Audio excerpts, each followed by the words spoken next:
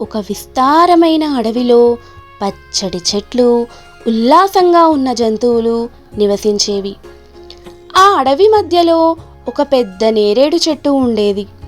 దాని కొమ్మలపై ఒక కోతి నివసించేది. ఒకరోజు ఆకాశంలో ఎగురుకుంటూ వెళ్తున్న ఒక కాకి నోట్లో ఒక బంగారు గాజు మెరుస్తూ కనిపించింది. సూర్యుడి కిరణాలు ఆ గాజుపై పడే కొద్దీ అది మరింత ప్రకాశంగా మెరుస్తూ అందమైన దృశ్యాన్ని సృష్టించింది. కానీ ఆ మెరుపు చూసి కాకి ఒక్కసారిగా కంగారు పడింది. అది భయంతో గాజును వదిలేసింది. ఆ గాజు గాలిలో తిరుగుతూ నేరేడు చెట్టు కొమ్మపై పడింది. చెట్టుపై ఉన్న కోతి దీన్ని గమనించింది. మెరుస్తున్న ఆ గాజు తనను విపరీతంగా ఆకర్షించింది. అది నెమ్మదిగా గాజును తీసుకొని తన చేతికి వేసుకుంది. సూర్యకాంతిలో మెరిసిపోతున్న ఆ గాజు తన చేతిని మరింత అందంగా మార్చిందని అనిపించింది. అది చూసిన కోతి ఆనందంతో మురిసిపోయింది. ఇంత అందమైన వస్తువు నాకు దొరికింది, నేను ఎంత అదృష్టవంతుడిని అని తనలో తాను అనుకుంది.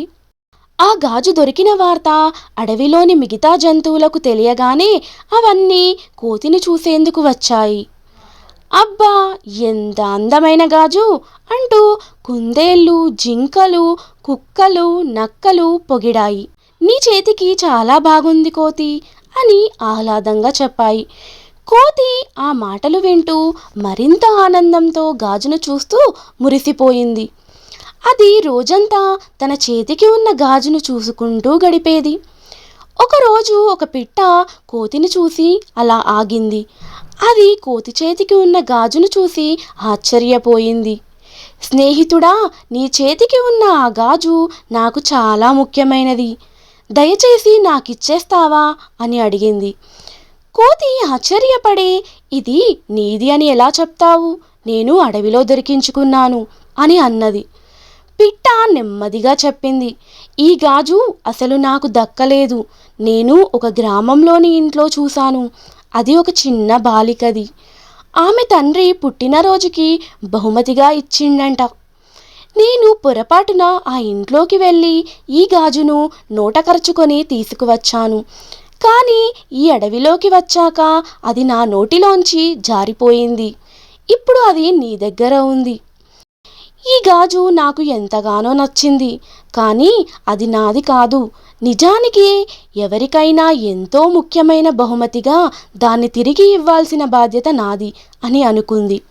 తన చేతిలోని గాజును తీసి పిట్ట చేతికి ఇచ్చింది. ఇదిగో, ఇది తీసుకెళ్ళి ఆమెకు ఇవ్వు, ఆమె ఎంతో ఆనందిస్తుంది అని చెప్పింది. పిట్ట ఎంతో సంతోషపడింది.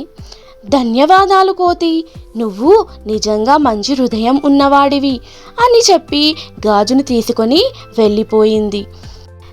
దీనివల్ల గుణపాఠం, నిజాయితీ ఉన్న చోట నమ్మకం ఉంటుంది. మనం ఎంత నిజాయితీగా ఉంటామో మన జీవితంలో కూడా అంత మంచి జరుగుతుంది.